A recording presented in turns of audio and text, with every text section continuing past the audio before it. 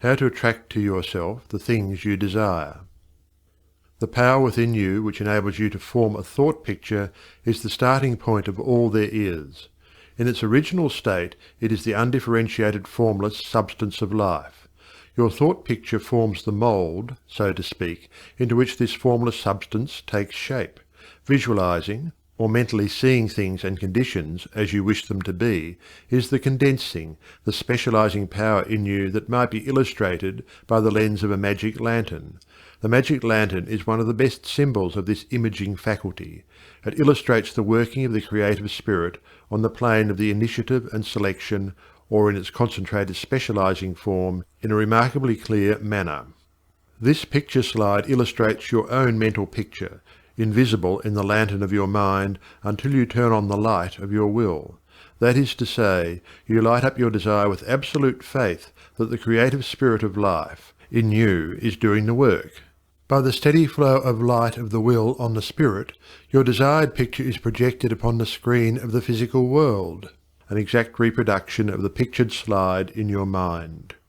Visualizing without a will sufficiently steady to inhibit every thought and feeling contrary to your picture would be as useless as a magic lantern without the light. On the other hand, if your will is sufficiently developed to hold your picture in thought and feeling, without any ifs, simply realizing that your thought is the great attracting power, then your mental picture is as certain to be projected upon the screen of your physical world as any pictured slide put into the best magic lantern ever made.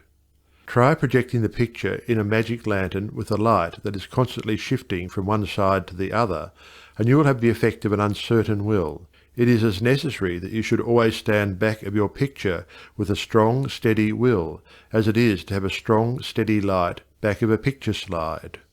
The joyous assurance with which you can make your picture is the very powerful magnet of faith, and nothing can obliterate it. You are happier than you ever were, because you have learned to know where your source of supply is, and you rely upon its never-failing response to your given direction.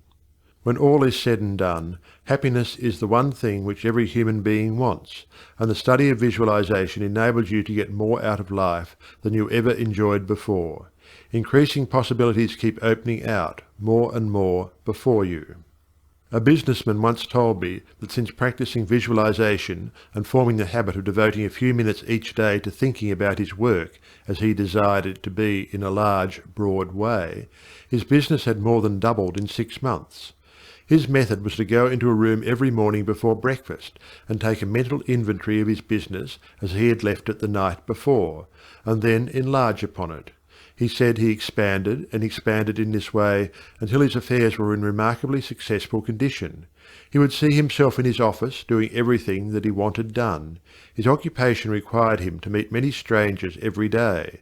In his mental picture he saw himself meeting these people, understanding their needs, and supplying them in just the way they wished. This habit, he said, had strengthened and steadied his will in an almost inconceivable manner. Furthermore, by thus mentally seeing things as he wished them to be, he had acquired the confident feeling that a certain creative power was exercising itself for him and through him, for the purpose of improving his little world. When you first begin to visualize seriously, you may feel, as many others do, that someone else may be forming the same picture you are, and that, naturally, would not suit your purpose. Do not give yourself any unnecessary concern about this. Simply try to realize that your picture is an orderly exercise of the universal creative power specifically applied. Then you may be sure that no one can work in opposition to you. The universal law of harmony prevents this. Endeavour to bear in mind that your mental picture is universal mind exercising its inherent powers of initiative and selection specifically. God, or universal mind, made man for the specific purpose of differentiating himself through him. Everything that is came into existence in this same way, by this self-same law of self-differentiation, and for the same purpose. First the idea, the mental picture, or the prototype of the thing, which is the thing itself, in its incipiency or plastic form. The great architect of the universe contemplated himself as manifesting through his polar opposite, matter, and the idea expanded and projected itself until we have a world, many worlds. Many people ask, but why should we have a physical world at all? The answer is, because it is the nature of originating substance to solidify under directivity rather than activity, just as it is the nature of wax to harden when it becomes cold, or plaster of Paris to become firm and solid when exposed to the air. Your picture in this same divine substance in its fluent state, taking shape through the individualized centre of divine operation, your mind. And there is no power to prevent this combination of spiritual substance from becoming physical form. It is the nature of spirit to complete its work, and an idea is not complete until it has made for itself a vehicle.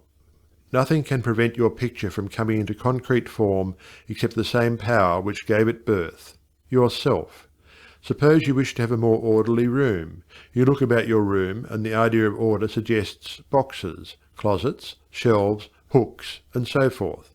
The box, the closet, the hooks, all are concrete ideas of order, vehicles through which order and harmony suggest themselves. End of chapter 2.